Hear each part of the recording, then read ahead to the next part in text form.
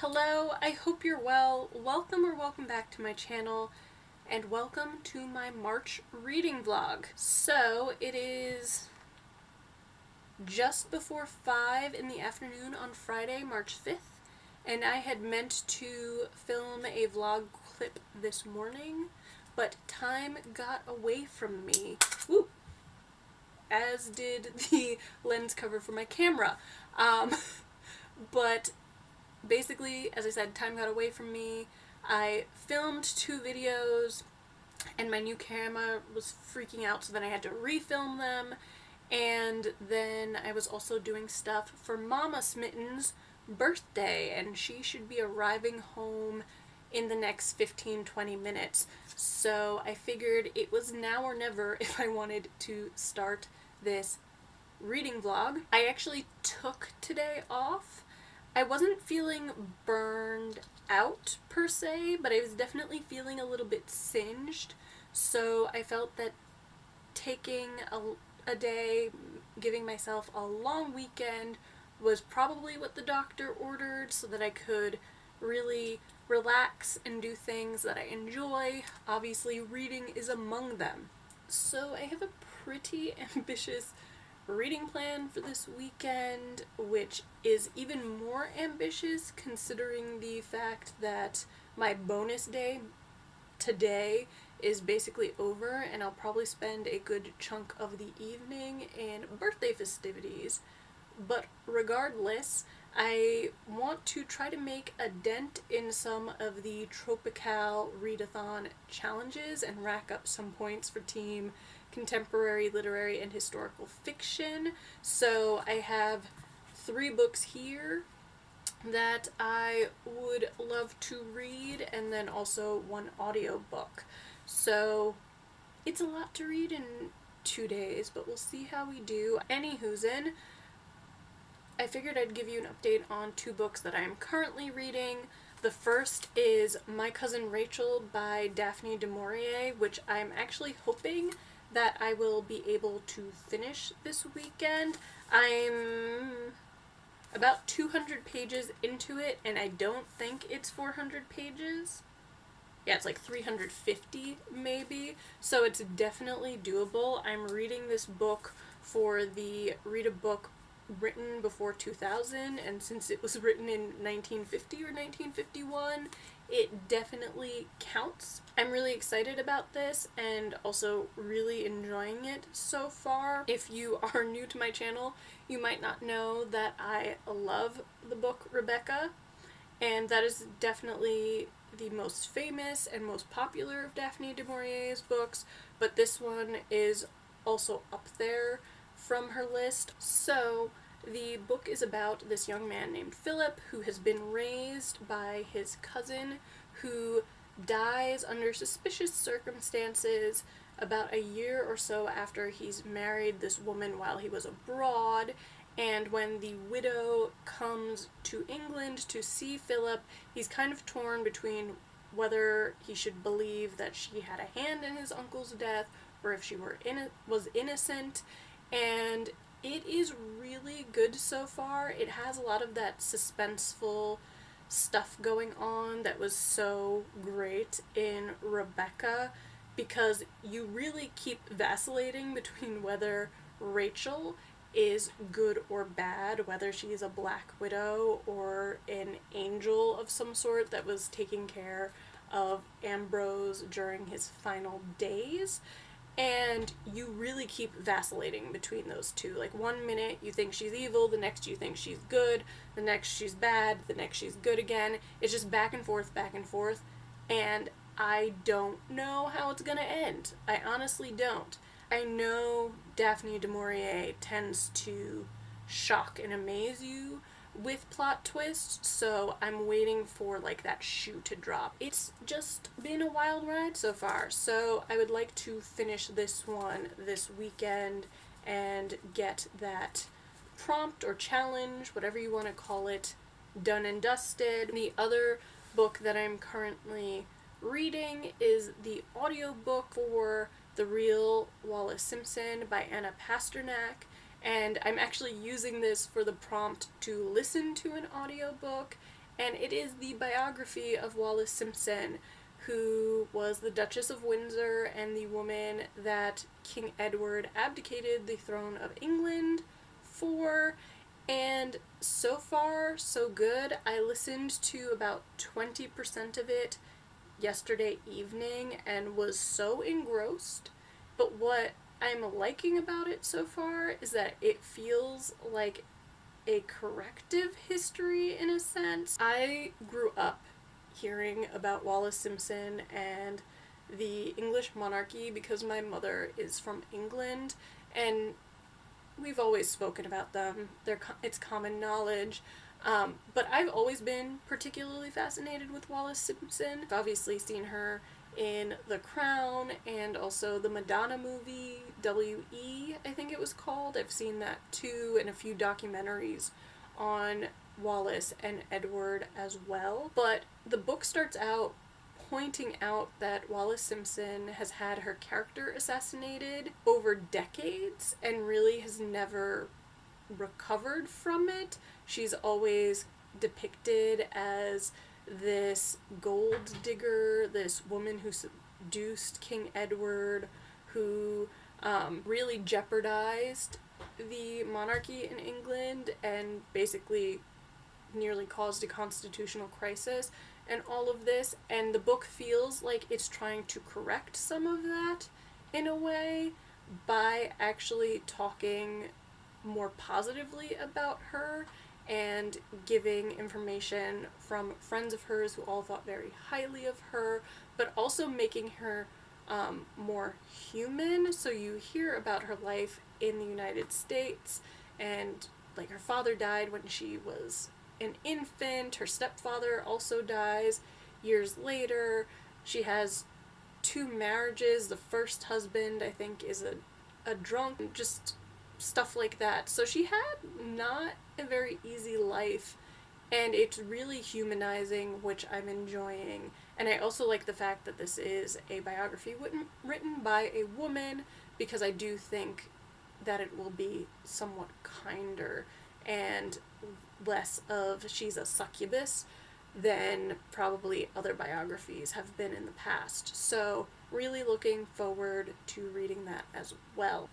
That is where we are for now. I am going to go get ready for Mama Smitten, the birthday girl, to arrive, and hopefully I will check in with you sometime later this evening if I've managed to do any other reading. If not, I will see you in the morning. Bye! Good morning. It's been a slow start to the day. I think I had an allergic reaction to something I ate last night, so I ended up taking Benadryl, and it knocked me out. I was like KO'd for the night, and even when I woke up this morning, I was feeling really, really groggy still, and so I didn't really start doing much of anything, but I figured I'd check in because I did manage to get some reading done both last night and also this morning. So first order of business is to talk about Red Rosa, which I started reading last night. I'm about 60 pages into it. The content as of right now is a little bit on the drier side, partly because a lot of it just has to do with political theory and Marxism, and they're trying to describe some of those theories in the graphic novel so that anyone who does not know about them can at least have a very basic understanding of it, but it's not necessarily the most exciting reading. Also, Rosa Luxemburg, as I've learned, was an economist, so sometimes they're talking about economics in a similar vein. What I did find interesting, though, is that apparently something she had written kind of predicted the economic crisis in 2008. But yeah, so far those aspects of it make it a little bit drier, but I am enjoying how they are depicting her as this sort of feminist figure who kind of broke the mold, also touching upon a lot of the anti-Semitism that she would have dealt with. Next, I did read about another 100 pages of this morning, so I have around 35-40 pages left to read, and I'm really enjoying this. I have a serious sense of foreboding and feel as though stuff is about to hit the fan, which is really exciting as a reader. But a couple interesting things that I have been keeping track of are the use of names, which played a big role in Rebecca as well. And here it's just interesting to see how Rachel is addressed. So for the first part of the book, almost always she's referred to as Cousin Rachel, or my cousin Rachel, or your cousin Rachel. And when Philip for the first time just refers to her as simply Rachel, he actually notes it and makes a comment on it. So I'm keeping track of it. It's been really interesting as far as a compare and contrast there, and it's just been a wild ride so far. That's where we are with reading. As far as plans for today, there really are no plans. Hopefully I can just read and write. I guess I do need to finish editing tomorrow's video and get that scheduled. But other than that, the world is my oyster, so hopefully I can just get some more reading done. But I will check in with you later once I have more reading updates. Stay tuned. Checking in a lot sooner than I anticipated. It is currently 10:47, and basically all I did after my last clip was make myself a smoothie and then come back to finish My Cousin Rachel, and I just did. And all I have to say is I am shooketh. I did not see the ending coming, which made it so much sweeter. I obviously can't say a ton about how the book ends because that would spoil the entire thing, but I had kind of anticipated that the last section of the book would be where everything happens, because that's kind of what happened with Rebecca too. It's a very slow build of suspense and character development, and then all of a sudden, boom, and that was the case here. Did not see it coming, even though they kind of set up part of it, but wow. Rebecca still has my heart, but this is definitely up there as far as reads for me, and I honestly cannot remember the movie now, and so I feel like I need to see if it's on like Amazon Prime or Netflix or something so that I can watch it, because now I'm really curious if they ended the movie the same way that this does. Also, Rachel as a literary character is just amazing to me. Philip is a bit of a jerk and really impulsive and obnoxious in a lot of ways, but Rachel as a character is so fascinating to me. I am so into her as a character. So yeah, that's all I have to say there. As you can see, I'm still in bed because I really have done nothing since I spoke to you last, but I guess I should get up and try to accomplish some stuff. But I'm glad to have finished this, so I guess I will pick up Atonement and see how far I can get in that over the weekend. But yeah, amazing. My Cousin Rachel, amazing. That's all I have to say without giving spoilers, and I'll check in again at some point. I actually still need to get up and draw a tarot card. That's how useless I've been this morning. So I'm gonna go. I'm gonna stop rambling, and I will talk to you later. Bye. Hello, checking in again. I honestly don't know where today has gone, but it is now something to 7 in the evening, and I feel like I haven't accomplished all that much. I did get the gallery wall up, and I'm pretty excited about that. I think it makes a nice backdrop as well, although that was not the primary function of it. And the other achievement would be that I've filmed basically this entire vlog from bed at this point, where I am most comfortable and cozy, and I have no regrets whatsoever. I just want to say, first of all, that I am still thinking about My Cousin Rachel. I finished it hours ago and have since started another book, and my mind is still in a swirl trying to figure that one out. So it was good. I ended up giving it 5 stars, and I discovered that the My Cousin Rachel movie with Rachel Weisz is on Amazon Prime you can rent it, so that's what I'm going to be doing this evening. But in doing that, I discovered that there was an older version, but I think I might try to watch that tomorrow. We'll see. So, enough of that. I did actually start Atonement by Ian McEwan, which is my book for the war setting trope for the Trope-ical Readathon, and I'm about 50 pages in at this point. I can definitely say that the idea that I had to binge this over the weekend, which is now basically tomorrow, is too ambitious. There's just absolutely no way.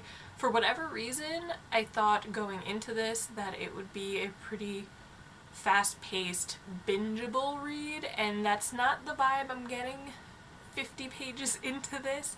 It is definitely a slower build. It's also, I think, partly because it's stream of consciousness, which I also was not expecting, that it reads at a slower pace. And that's fine. I don't necessarily mind. It just was not what I was expecting. But because it is stream of consciousness, it is kind of a meandering pace, a babbling brook, a take the scenic route type of read at this point, because there's just so much. You're literally inside the characters' heads as they get distracted by various thoughts and things like that. And it's interesting because obviously that gives you a lot of information on what's going on with the characters internally and psychologically, but it does not make for a fast read. I'm also noticing a few things about the actual reading experience. So there are some massive paragraphs which can be very off-putting to a lot of people. I read classic literature, so the Victorians and Gothic, and basically any older type of book has very large paragraphs. It was kind of a style thing. And again, I wasn't necessarily expecting it here, but they are big chunks of text and big blocks of text to contend with. And also, as of right now, dialogue is very minimal, so that could also be why it feels like a bit of a slower paced read, at least from my standpoint currently. I will say though that the writing is beautiful, and I expected that, but not quite to this extent. Like, it is actually stunning, and it's really interesting to be reading a novel about Bryony, who is a writer and I believe writes a novel. So there's something meta about that as well. Honestly, I'm not foreseeing myself doing much reading tonight because I do just kind of want to watch movies at this point, but I will certainly check in tomorrow. I'm hoping I can get through a decent chunk of this. I'd also like to listen to the audiobook, and yeah, that's all I've got for now. I will draw a tarot card tomorrow, but in the meantime, I'm going to say good night, and I will chat with you in the morning.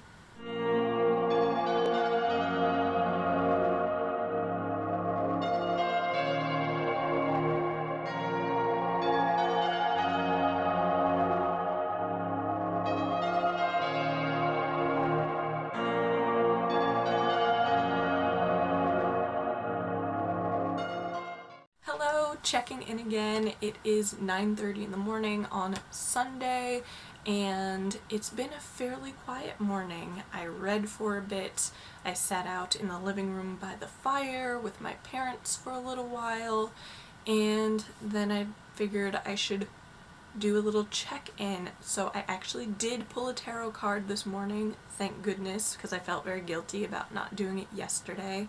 And I drew the Sun card, which put me in a good mood, and I was already in a fairly good mood. It's sunny and bright outside, it's been a relaxing weekend, so I can't complain, but the Sun card is one of joy and optimism, and it's also one that I connect with truth and reason, because light tends to mean that as well, so it's just a really nice uplifting card, so I have no complaints about drawing that card this morning. As far as other things that have happened, I read a little bit more of Atonement by Ian McEwan this morning. I'm now on page like 116, 117, and I would really like to finish part 1 of the book today, which means I need to read another like 60 pages or so, and I'm enjoying it,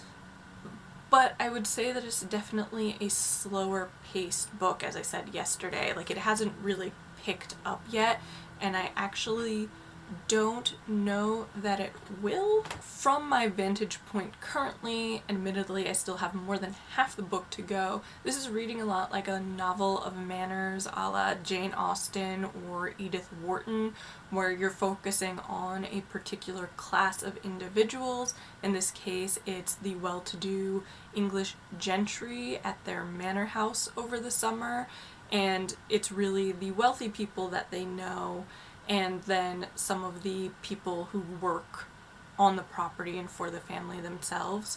And in that way, there's not a ton happening. Like, right now, the 116, 117 pages that I've read has literally all taken place over the course of like a day or two at most, and most of it has been in a single day. Like, we're now in the evening of the party that they're throwing, or this dinner. And so it's quiet in that sense. There's not a ton going on. It's more of the interactions between these different people and their different classes and that sort of thing.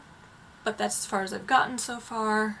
As I mentioned, I really would like to finish part 1, which would take me to around page 175 and about halfway through the book. Finishing this book today is just not doable, and that's fine. No pressure, right? So that's what I would like to do with that. And then other things on my to-do list for today would be to finish my laundry, which just before I started filming this clip, I heard the dryer go off, so I need to bring that stuff up. I also would like to visit my grandmother. She's 99 and lives 6 houses down the road, literally, and she got her first COVID vaccine, so I want to check in with her. I spoke with her on the phone yesterday, and she was already asking me why I hadn't visited yet. So I want to go and do that and socially distance, visit her, mask, and all of that sort of thing so that it's safe. So a pretty chill Sunday, if I do say so myself. Hopefully I will just get to kind of read and watch movies and not worry about adulting until tomorrow, Monday. I can't believe that my 3-day weekend is almost over. So there we go. Hello, checking in again. It is 7:19 in the evening, and so I've been done with work for the last little bit and figured I would check in because I did actually manage to do some reading, although not the reading that I had previously planned to do. So I listened to roughly another 20% of the real Wallis Simpson, so now I'm about 57, 58% in, and this book is giving me all sorts of feels, to be quite honest. I went into it with preconceived notions about Wallis Simpson based on all the sort of media coverage and negative publicity that still exists around her some, 90 years? 80 years? I'm not good at math. After the abdication and everything that happened. And I really have to give it to Anna Pasternak in this case, because with all of those preconceived notions that I had about Wallis Simpson, I have reached a point in the book where she's a very sympathetic character, and my heart bleeds for her, and I'm just sorry for all of the things that she kind of went through at this point. There are a couple things, maybe 3 things, that are really standing out to me right now. The first is that Wallis Simpson really did everything in her power to prevent the abdication, or at least that's how it seems. She does not seem to have really ever planned to marry Edward or have designs on him in that capacity. In fact, countless times in the section that I have read, she has written to Edward or spoken with him on the phone and tried to reason with him and get him to drop this plan, or told him that she is leaving because she doesn't want her existence and her involvement with him to jeopardize his popularity with his people, and that being king is what he was born to do, his heritage, all that sort of thing. And up even to a point where she's in the middle of divorce proceedings from her second husband, and she calls Edward to say that she is going to withdraw her divorce so that basically he can't marry her because she'd still be married. So it's just crazy to me the number of times that she tried to kind of stop this train from going off the rails and just couldn't, because Edward was so intent on this course of action, and also he was just so, I guess, selfish or self-interested, because in the grand scheme of things, what he was doing, although he loved Wallis, was putting her in a difficult situation where she was going to be vilified. She was going to get the worst of the public scorn and ire because of his choice, not hers. So definitely have a lot of sympathy for her in that way. One of the crazy things for me, in addition to that, is the media's involvement in this. For the longest while, the news about Wallis Simpson and King Edward was not covered in the UK press and media at all. It was all over the international newspapers and in different countries, but there seemed to have been some sort of gentleman's agreement that kept it out of the papers in England at the time. And at one point when Wallis is going through the divorce, you actually have King Edward call up buddies of his who are media magnates to kind of get them to not splash any like flashy headlines about Wallis as his friend or about her divorce or anything like that, and they actually go along with it. And it's kind of when shit hits the fan that it gets crazy, and it's just like she gets death threats, and one of them seems to be so alarming because it is a threat to blow up her house that they actually remove her from the house and send her to Belvedere, which is King Edward's home or one of his residences. So it's just crazy to me the way that the media kind of played into this frenzy and everything that was said about Wallis at the time, and the way that it was kept silent somehow in England at the time, because obviously that wouldn't happen now. Our news knows no borders, but it's interesting that during that time it could kind of be kept from the general public by just not being part of the news cycle in that country. So that was also really interesting, and yeah, I'm really enjoying it. I'm finding the audiobook really easy to listen to, so I'm gonna keep on keeping on with that. But I had no designs on reading this at the same time that the Duke and Duchess of Sussex interview with Oprah was going to be the topic of discussion. So that was just weird sort of coincidence at this point. So in other reading news, I did read a little bit more of Red Rosa, although I obviously didn't finish it. I read about another 50 pages, so I have about 75 to go, which hopefully I can finish tomorrow. I'm getting more into it. I think it's getting a little bit more interesting now that it isn't trying to dumb down like Marxist and socialist revolutionary theory. So, like, things are starting to happen. Rosa Luxemburg has been arrested twice already, and there's just a lot of talk of revolution in Russia in 1905, which, as you all know, is my cup of tea as far as history goes. In any case, I have basically spent the entire afternoon yawning for no reason. So I am going to put on my PJs and probably try to watch that 1954 version of My Cousin Rachel that I mentioned previously, because that did not happen either. So hopefully I get to watch that and not fall asleep, but I will check in with you in the morning. Night, everyone!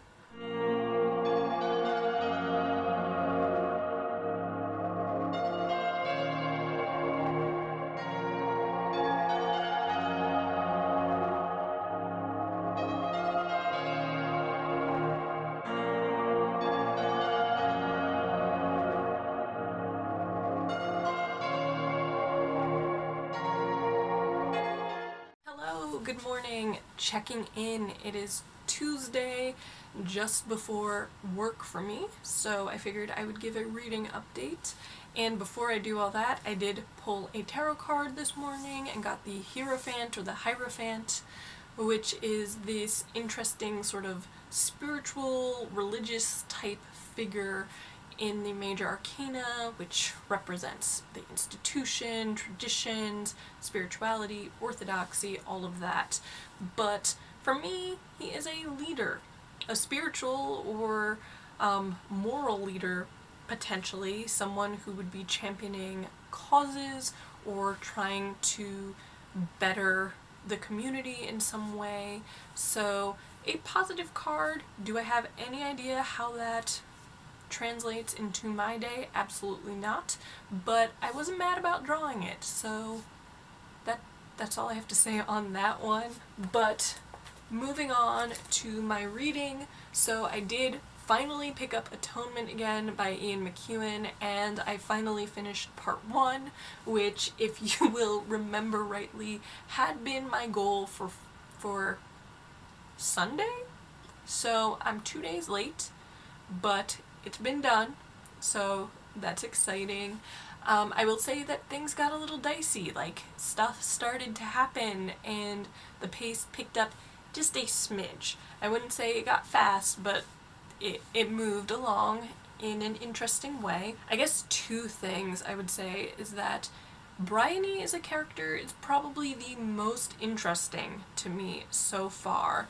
I wouldn't say that I find her particularly sympathetic, but despite the repeated refrain that she has done this crime, I'm not seeing her as a villain. I'm seeing her as this very young, very precocious child with a overactive imagination, and the crime she commits is really, in her mind, not a crime. She thinks she's doing the right thing, she thinks she's being the hero, and that she's protecting her loved ones. So, in that way, I think intent matters, because her intention isn't malicious, even though what she ends up doing does ruin lives, but the intent is not there. And I think what's really interesting about her at this point is that she's looking at the day and making her decisions based almost on how you would expect someone to write a book, in that she has gone through the day kind of capturing glimpses of these scenes between other individuals. And because she hasn't seen the scene in entirety, she's trying to fill in the blanks, and she's trying to create a plot and a story. And for her, stories seem to be very black and white, where you have a villain and you have a hero and you have the sort of victim or individual that needs saving. And so that's how she's piecing together this puzzle and how she's creating this reality, this truth that leads her to making the decisions she does. If you're someone who really prefers plot-driven stories or is really put off by stream of consciousness or really prefers like a faster paced read, like this book isn't going to be for you. It is very, very heavily character driven, and because of the stream of consciousness, I would say that it can be a slightly more laborious read and also a slower paced read in that way. And I've actually spoken to someone who admitted to me that they could not finish this book when they tried to read it. So I can definitely see how that could happen. So my goal would be ideally to read part 2 tomorrow, which is about 75 pages, so definitely doable. And hopefully I can finish this book in the next few days. At least that's the game plan. But as we've seen through this vlog, my plans have failed horribly every time I've made them. But as for right now, I need to log into work, and my game plan would be to listen to more of the Real Wallis Simpson audiobook. I have quite a few meetings this morning, including one that is 1.5 hours long. I don't know why they do this to me, but since my morning is meeting heavy, it looks like my afternoon is not, so ideally I could get through a chunk of it then when I'm doing anything sort of administrative at that point. So we'll see, and then the other plan would be to finish reading Red Rosa after work this evening, but we'll see how that goes. So I'm gonna go, because I should log into work and actually do adult things, but I don't want to do adult things. So yeah, I'll talk to you later.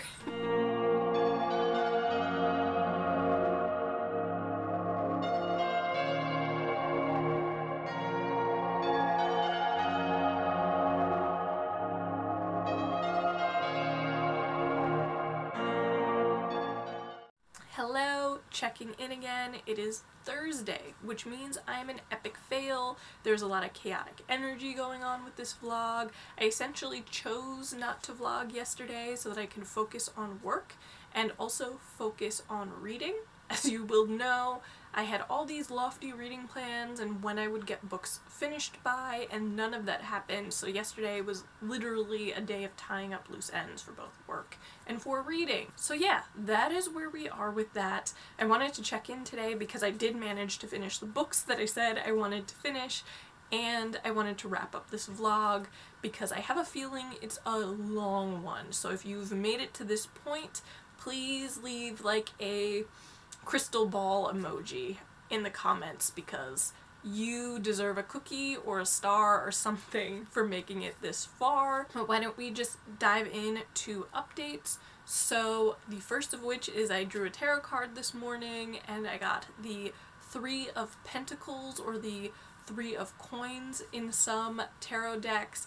And I like this card. It's about confidence and collaboration, and I kind of see it as this card where you have these big plans and you can visualize what's ahead of you, and so now it's just a case of putting in the work. So now onto the reading updates. I did manage to complete 3 books in the last 48 hours, maybe a little bit less. One of them was Red Rosa, the graphic novel that I've been talking about Rosa Luxemburg, this socialist revolutionary. I would say that I enjoyed it. Probably not as much as I enjoyed the Hannah Arendt one, but I do think this was really, really well done, and there were definitely a couple moments towards the end of the book that I got misty-eyed. So I was able to connect with the characters in that way, which has never happened to me with a graphic novel or a graphic novel style book. So I think that is really exciting about it. So Would recommend if you're interested in learning about Rosa Luxemburg. I learned a lot that I did not know about her previously. So, and sorry, the light keeps changing, it's one of those days.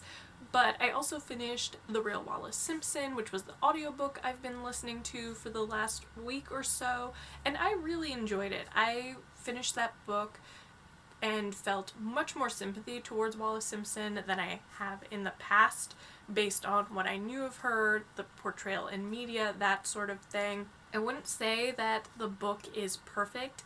It is definitely a very one-sided type of narrative. So the intent of the book is to create this story, this narrative that corrects all the vilifying throughout media and history that Wallis Simpson as an individual has experienced, and in so doing, it is very kind to her and also portrays her somewhat as a victim, but in doing that, I think that some of the less savory aspects of her character were left out. So I don't think that it was necessarily as objective as it could have been. On top of that, I also did finish Atonement by Ian McEwan, which has been my downfall this reading vlog, to be quite honest, but I do want to say that I really enjoyed it as well. I think once we got into part 2 and part 3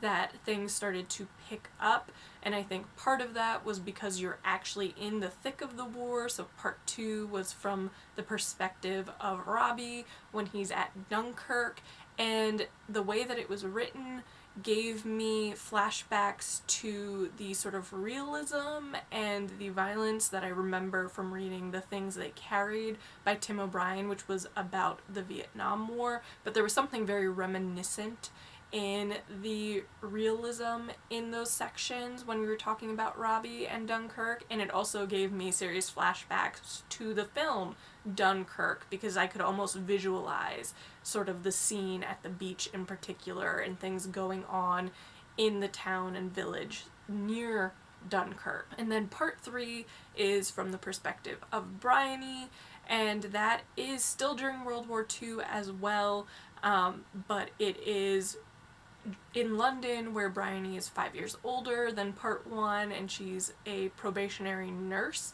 and so she's working in this hospital when I believe the evacuees from Dunkirk are being brought in, and the realism there is also amazing.